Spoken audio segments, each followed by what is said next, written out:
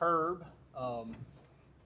Some of y'all may have caught wind of this. So every holiday, at the holidays, my uncle, which is I guess my step uncle, but I don't even know how that don't even sound right. But anyways, my uncle Herb has been going back and doing some, I guess, mission work. I guess it would be considered, right? But it's funny because he's actually where I'm from. So he's in Mississippi, and he reached out weeks ago and said, "Hey, what town did you say?" And I told him, and I was like, "Oh yeah, you got to go eat at this place. Incredible biscuits, just out of this world biscuits." I was like, "Dude, you got to go to Abe's. Like it is. I'm just telling you so." And then I said, "Just tell him you know me," kind of thing. And anyway, so he like the next day he said, "Dude, I went in there and he said, hey, they raved about you. They knew, yeah, 100%." And anyways, he texted me a couple days ago, and he said, "Hey, I met Carl today, Hussey, which is my uncle, and he said he trusted in the Lord today." And I'm like, "What?"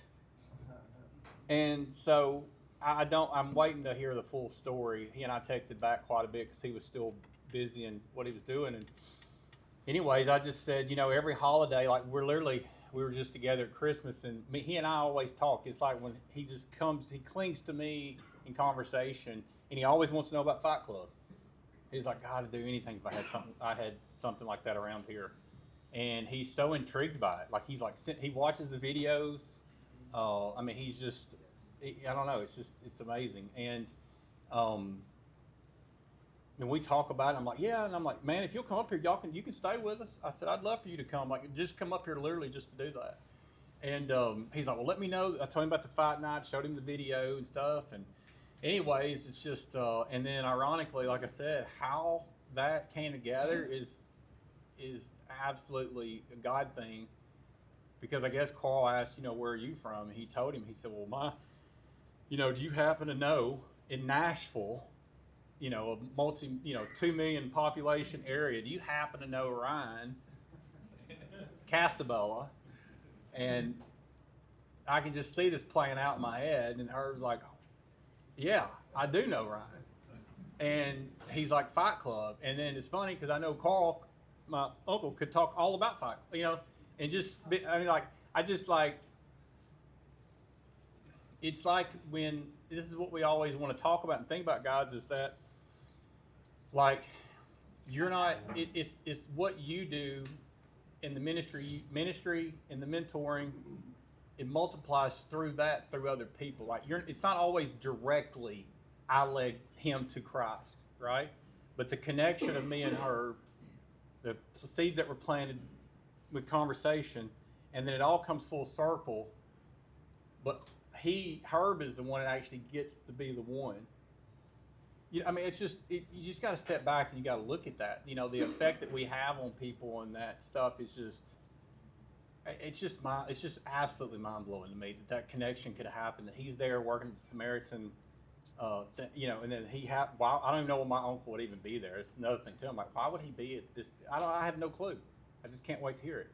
But just to see all that connecting, I'm like, that is just. And then now Herb's there, and he's been away from home, and he's been there serving, and he's, you kind of get homesick, and you're like, maybe you feel like, why am I doing this? I'm not saying he's saying this, but like, man, I'm ready to go back home, and then something like that happens, and you're like, what? So anyway, it's just a lot of amazing things there. So I'll be interested to hear that full story. What I wanted to talk about this morning, this really hit me about a week or two ago, and it's Christian camouflage. And I asked all y'all to wear camo. And what's funny is last night, by the way, my back's been hurt, so because I guess I'm just like the nonstop charity case now. So, but I started looking. I have a bag outside that has camo in it. Yes, I do have that. So y'all don't think I don't? I do. And but I forgot about teenagers and college kids that have camo stuff at Days and camo this, and they have taken almost every bit of my camouflage, and it is not returned back to the bag.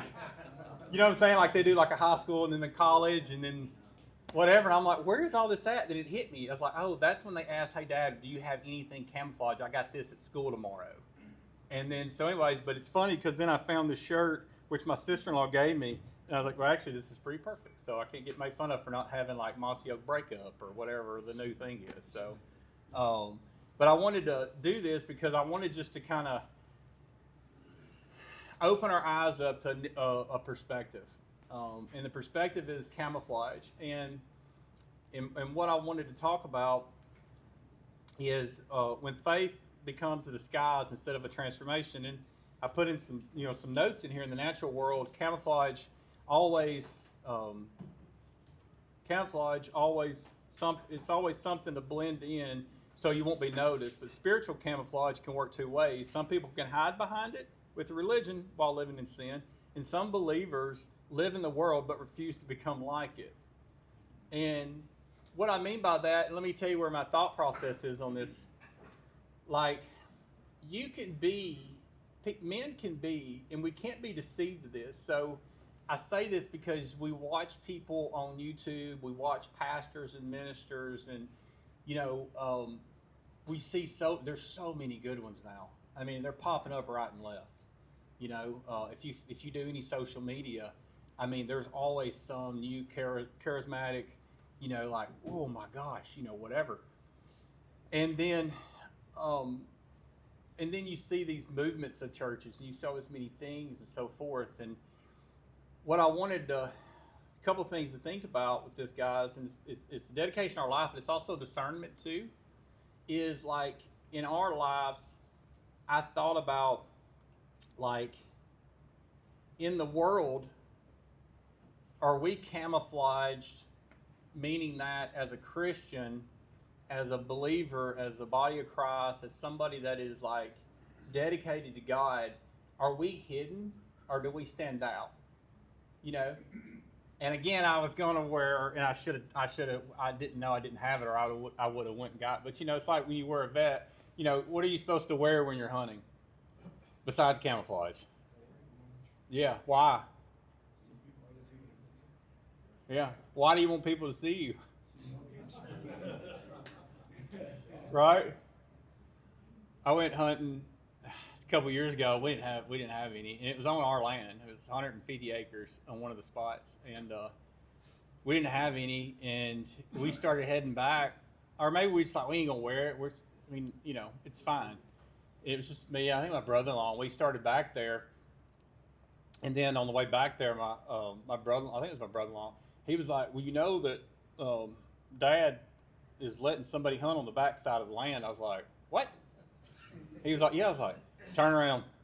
I was like, I was going to put my vest on, like, we never hunt back here. So he's not going to expect people to walk it.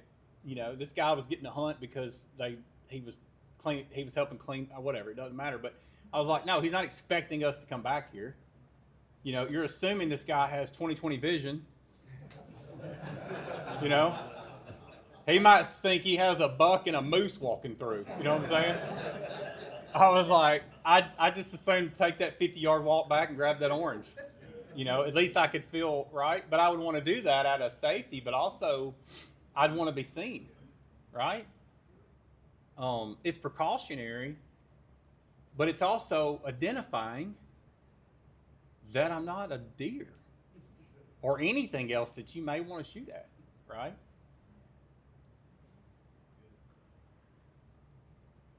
In the world, I want to identify that I'm not blended in with my surroundings.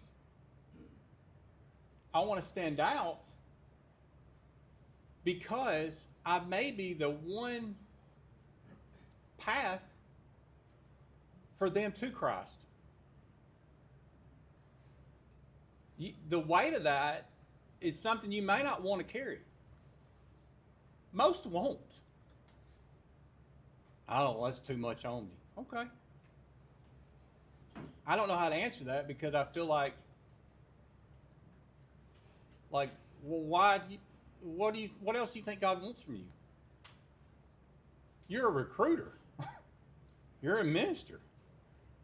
Once you've accepted Him, and again, it's to each its own. You can teach all the groups you want.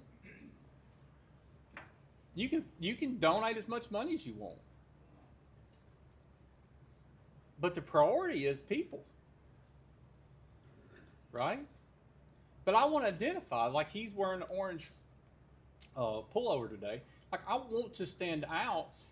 I don't want to be camouflaged. If you own a business, if you don't want a business, you just work in a business, or if you're in an environment where everybody works, right? So you're all in that opportunity.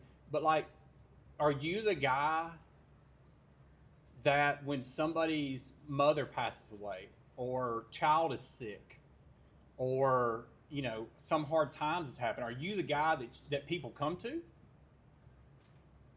Or are you the guy that says, man, I'm really sorry, I'm really sorry, Sean, about your mother, I'll be praying for you. And then the response is, you pray? Oh yeah, I go to church all the time. Yes, I pray. And the guy's like, I didn't know, man. I appreciate you praying for me. I've had that kind of said to me in the past. Like, it's been a while, but because then I stepped back and looked, Carl, and I thought about it. I was like, especially in the industry, right? Stepped back and looked, and I was like, well, I kind of get what they're saying now. And I'm so glad my wife's not around right now because I'd be in so much trouble. Because what I was giving her and giving the church at the time wasn't consistent with what I was giving out in the woods. You know what I'm saying? Like, and because I was vulgar, right? Dirty jokes, funny stuff. Because I wanted to be like, I didn't want to be an outcast, and I didn't want to stand alone.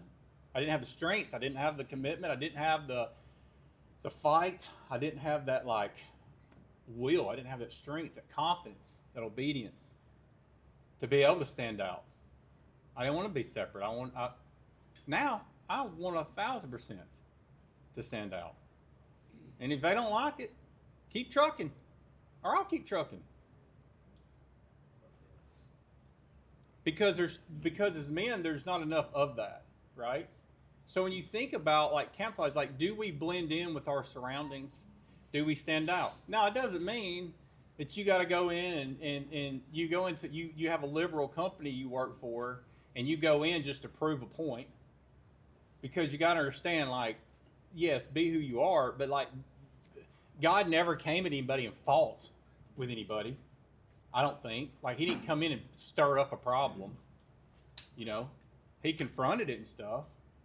So, I mean, I'm not looking for like, I'm not going into places that's like the snake's den and then going in and telling everybody they're going to hell. That's not my MO, right? You can do so much just by consistently being who you are in the environment you're in. But are you the guy, or do we blend in? Are we camoed in? The other thing, and I'm going to jump into these guys real quick. The other thing to think about too, are you like, and I'll say this because, and I'll share this quick story with you, is this last week, I mean, I got emotional. I was working, it was Friday. Yes, it was Friday. I normally don't like to drive long distance on Friday just because traffic's terrible and nobody wants to see you on Friday, not the people I deal with. They're probably not working. They're designer people, whatever. And but I went and saw this guy, and I texted him, I think the day before, and said, hey, I want to come by and see you. Yes, so I went by. Good sides dude. Didn't know he believed at all whatsoever. But he's been around me so many times where I'm the only one not drinking. I'm the only one not smoking a vape with happy whatever stuff in, illegal stuff in there. I'm the only one that's not, but I'm there, but I'm not participating in. It's a dinner, it's a whatever, and I've shared my testimony, I've shared my faith, whatever. But he and I has never had that conversation. And I went by, and within minutes, he just unloaded all this like things he's going through, and I was like, I've never seen this side. And next thing I know, he's a big dude, bigger than me, a little bit older, owns his company or whatever, and he starts getting emotional. And he's like, I watched your video. And I was like, how in the world did you... I didn't think I was friends with him on Facebook. Maybe I am. I don't know. And, but I didn't know. And he's like, he started telling me all this stuff. He's like, I love the fact that you say like your identity, just because the world gives you a label, it doesn't mean you have to accept it, and it doesn't mean it has to stick forever. That's not, like you can be relieved of that. And he talked about the alcohol problem, whatever. He's like, I don't have that. It's something else. And blah, blah. And but he went through that, and then he went through about his dad passing away when he was 7, and he's, I don't know, let's say he's 50, and he was like, he was an alcoholic, and he died. He died in I think a car crash is what he said. As an alcoholic. He's 7 years old. Now this guy's literally had not had a father his entire life. I mean, all this stuff, and it all came out. And I told him, I said, man, I commend you. Look what you have. I mean, you've fought, and you didn't have father. And I said, but God has something greater for you, and don't overwork yourself either, because you have to prove something some way because you're, like all these things that connect, like psychology wise. And I said, can I pray for you? All this stuff, and it was just unbelievable what happened. But that conversation would not have happened had I not been wearing my orange. You know what I'm saying? It is so, like, this, I know this. When you look into one of the stories, I love this. Judas it's an easy story to talk about. I think we don't think deeper on Judas a lot, so I've used him in a couple different scenarios, different stories, different thoughts, different perspectives. But he was one of the greatest ones that was camoed. Like, he was the one that deceived so many people, right? You say, well, how did he deceive everybody? Well, I mean, guys, he was a part of the ministry of Jesus. He was part of the disciples. When the guys at the table said, one of y'all are going to deceive me, right? Everybody was like, is it going to be me? Is it going to be me? Well, we all know it's Judas because we got to read it, right? But if it was such an obvious choice that it was, because all the disciples had their issues, right? They did. So if it was just a 100% obvious choice when they met, they would have been like, oh, it's Judas 100%. But even him, as deceptive as he was, and manipulative and conniving, and how he had let really the devil influence him, Satan influence him, he was blended in among the disciples, but yet he was the one that took silver for trading of identifying who Jesus was. He was a faithful disciple. And what's crazy is that even there at the end, which Jesus knew, right? But he's, in Matthew 26:50, he says, friend, why have you come? Why have you come? So you look at it, even like Judas, he was, and I think about that, like with us, with men, y'all, with you guys, like, I'm not saying you are, I would never say that, but like, do we live a dual life? Do we live a split personality? You know what I'm saying? Like, do we live two different identities? I have at one time, multiple times. I have. A lot of us have. I'm very, and a lot of you guys are too, because y'all have got some tenure on y'all. You've been through some stuff, some life, but like I can narrow people down pretty fast. And a lot of it's because of my own deal. Like, I can identify, I'm like, nah, I'm good. Some guys I'm just cautious of. Some women, because I have to, in work and stuff, I definitely have women. Like, if somebody were there, if there's any kind of red flags in that, I'm like, I'm staying away from that person. Don't happen often, but I'm also not looking either. But in every scenario, it's like Judas was camoed in. The Pharisees, you jump into the next one there. Looking holy, but were empty inside. The Pharisees were experts in Scripture and respected religious leaders. They prayed publicly. They fasted regularly. They taught the law. But then Jesus exposed them. He says in Matthew 23:27, you are like whitewashed tombs, which appear beautiful on the outside, but inside you're full of bones and every kind of impurity. So even you look at these groups and stuff, or you look at people, like, it's even the Pharisees from the exterior, did the things that were like the works and so forth, but inside they didn't have the Spirit. They didn't have faith. You know what I'm saying? Like it was a physical thing. It was a presence. It was like if you say, I had a pastor ask me one time, and I never did this twice, but he asked, he's like, hey, are you saved, or when did you trust in the Lord? And I kid y'all not, I answered with, oh, yeah, I lead Sunday school, and I also go on visitation, and I help the pastor every opportunity I get.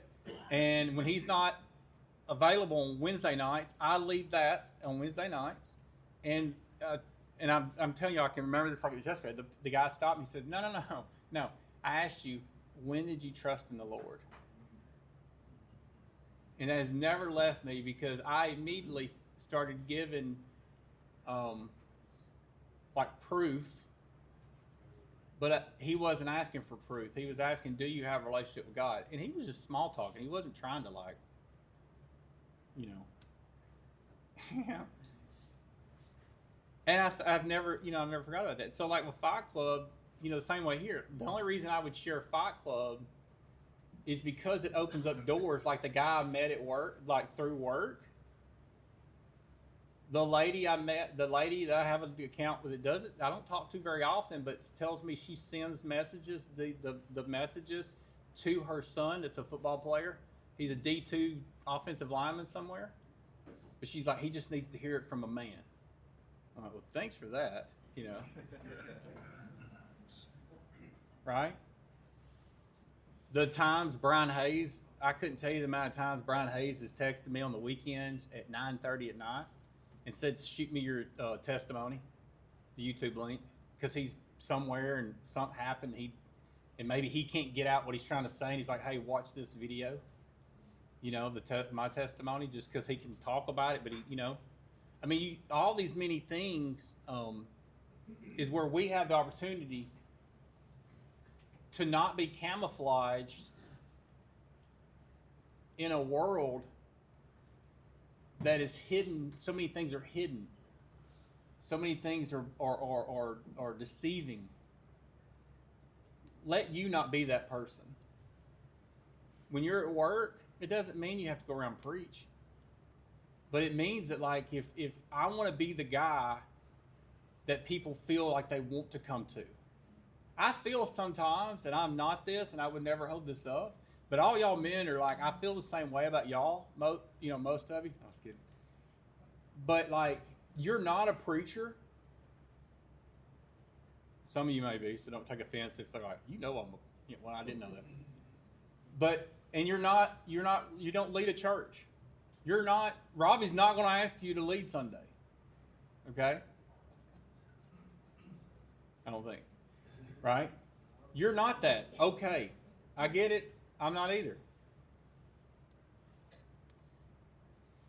But God calls us to be ministers for Him.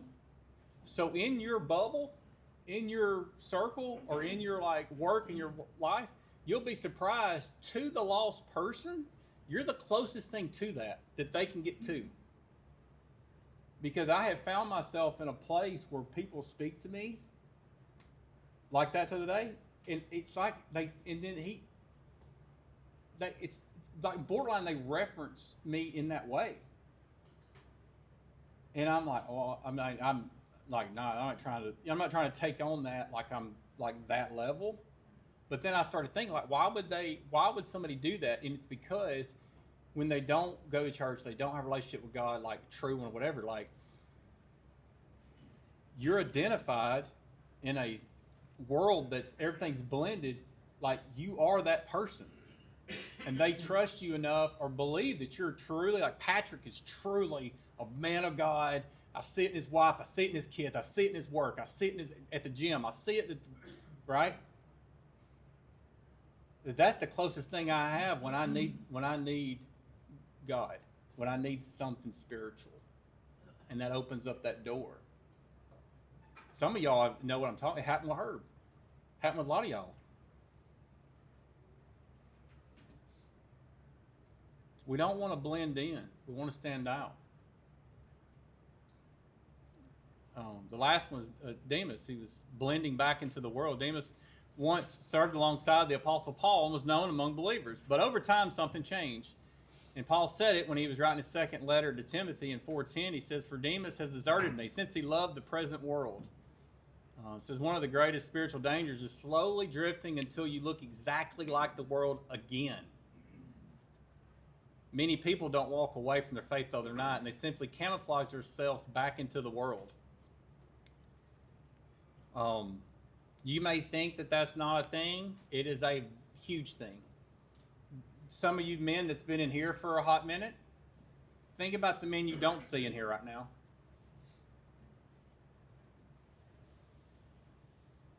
The men that I mean, would blow me up. The men that were in a crisis, and this was their option. And as soon as they got out of the ditch, where'd they go? I don't know. Someone says, "Well, Ryan, you can't come to Fight Club year round." I get that, but I'm not saying that. But what I am saying is, like, Fight Club was their only church. I'm just, it's not, because I don't see them there. I don't see them, what I'm saying? Like, I don't, like, what happened? It's because a lot of times if we're not consistently devoting and we have intention, then the devil, you crack the door, you're just opening an opportunity for him to come back in. And it's really easy to relapse. And it's not an addiction thing. I'm talking about like with sin, with life. It's really easy to relapse because it's much easier to be camouflaged in our surroundings than it is to stand out in them. This is personal for me.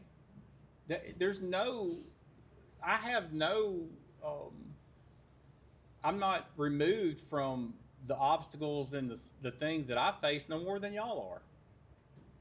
No more than y'all are. Never. But with the accepting the fact that God lets us stand out, that's a lot of weight to carry. Like, you may be the only one. I thought, let's see, like Charlie, you got saved at 62? You got saved at 62? 60. Golly. It's like the 10th time I've probably mentioned it and got it wrong 9 times, so. But like who,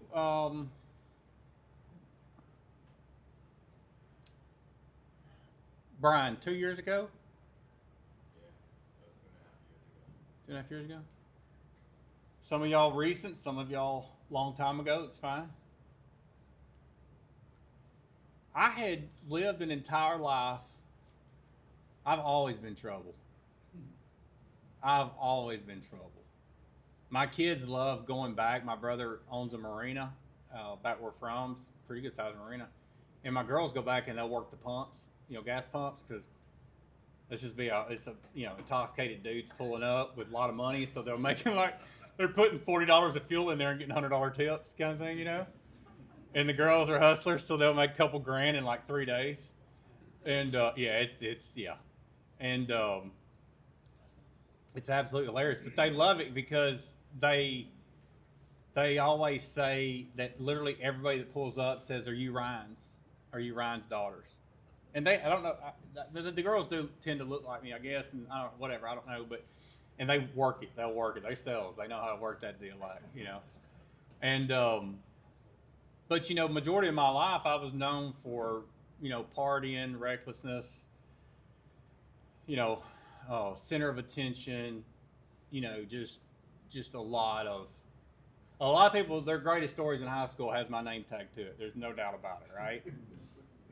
But then there's a period there where, and I've been married for 25 years this year. It's going to be 25 years here. But that was overshadowed by, addiction.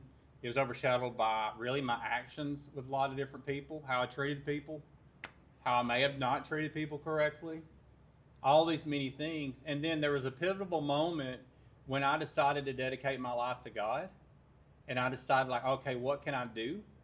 What can I do to truly contribute, Not where a guy asks me, what am I doing? And I hang all these things up like, well, I'm on this board and I'm on this group and I'm on that and I'm on that.